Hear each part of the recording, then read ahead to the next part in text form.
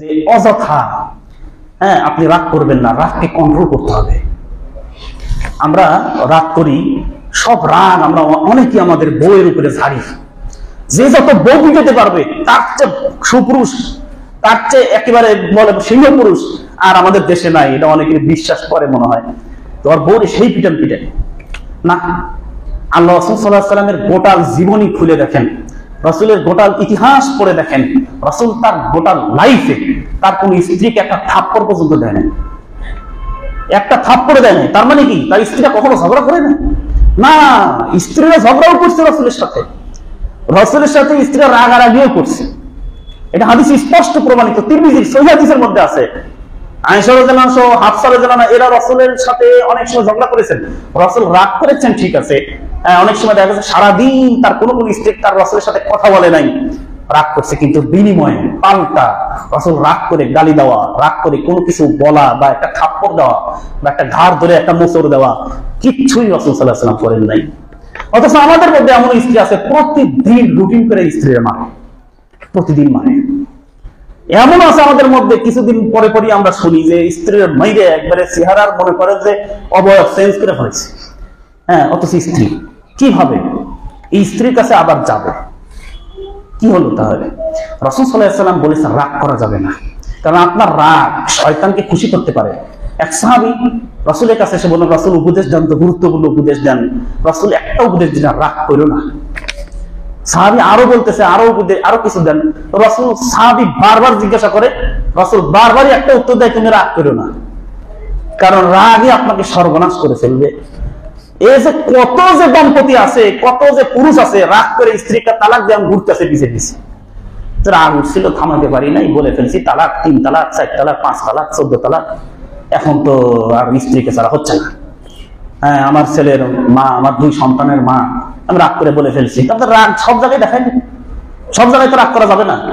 আল্লাহ রাসূল সাল্লাল্লাহু আলাইহি ওয়াসাল্লাম হাদিসে বলেই দিয়েছেন, আমাদের জানা উচিত এটা।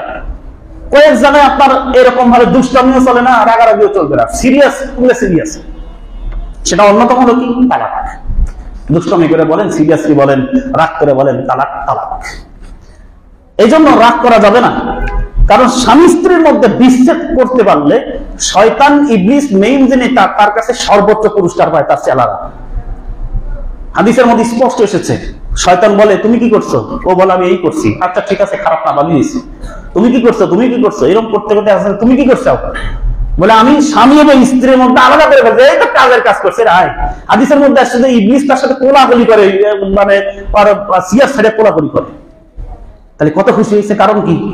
কারণ স্বামী স্ত্রীর মধ্যে বিচ্ছেদ এটা বিশাল বড়, একটা পরিবার না 2টা পরিবার বিধ্বস্ত হয়, 2টা পরিবার বিধ্বস্ত হয়। এখান থেকে মারামারি পর্যন্ত যেতে পারে, এখান থেকে জেল জরিমানা হতে পারে, এখান থেকে 2 জন সন্তান মা বাবা হারা হতে পারে, এখান থেকে 5টা সন্তান মা বাবা হতে পারে, তাদের গন্তব্য, তাদের লক্ষ্য সবকিছু চেঞ্জ হয়ে যেতে পারে, তারা অমানুষ হয়ে যেতে পারে, তারা রাস্তাতে পর্যন্ত আসতে পারে। এটা শুধু একটা সম্পর্ক না, স্বামী স্ত্রীর সম্পর্ক বিচ্ছেদ। এই জন্য সহজে এই সিদ্ধান্ত নেওয়াটা ঠিক হবে না। এই জন্য এখানে সাথে ইয়ার্কি চলবে না, স্বামী স্ত্রীর সম্পর্ক ঠিক যেন থাকে। এই জন্য এখানে ইয়ার্কির কোনো সুযোগ নাই, এখানে হাসি ঠাট্টারও কোনো সুযোগ নাই, এখানে অতি রাগে কিছু করারও কোনো সুযোগ নেই। সাবধানতার সাথে থাকতে হবে। আল্লাহ রাসূল সাল্লাল্লাহু আলাইহি ওয়াসাল্লাম আয়েশা রাদিয়াল্লাহু আনহাকে বললেন, তুমি কখন রাগো আর তুমি কখন রাগ করো না সেটা আমি জানি। তার মানে বোঝা গেল আয়েশা রাদিয়াল্লাহু আনহা কি করছেন, রাগ করছেন। বুঝলেন কথাটা? আল্লাহ রাসূল বললেন কি, আয়েশা তুমি কখন রাগো আর কখন আমার উপর রাগ করো না সেটা আমি জানি। এই কথা দ্বারা এটা বোঝা যায় না আয়েশা রাদিয়াল্লাহু আনহা রাসূলের উপর রাগ করছেন। তার রাসূল কি করছেন? রাসূল তখন আয়েশা রাদিয়াল্লাহু আনহা বললেন যে আপনি কি করে বুঝলেন আমি কখন রাগ করি আর কখন আমি রাগ করি না? তার মানে আয়েশা রাদিয়াল্লাহু আনহা জানে না যে উনি রাগ করার পরে রাসূল রাগ করে কিনা। বুঝলেন কথাটা?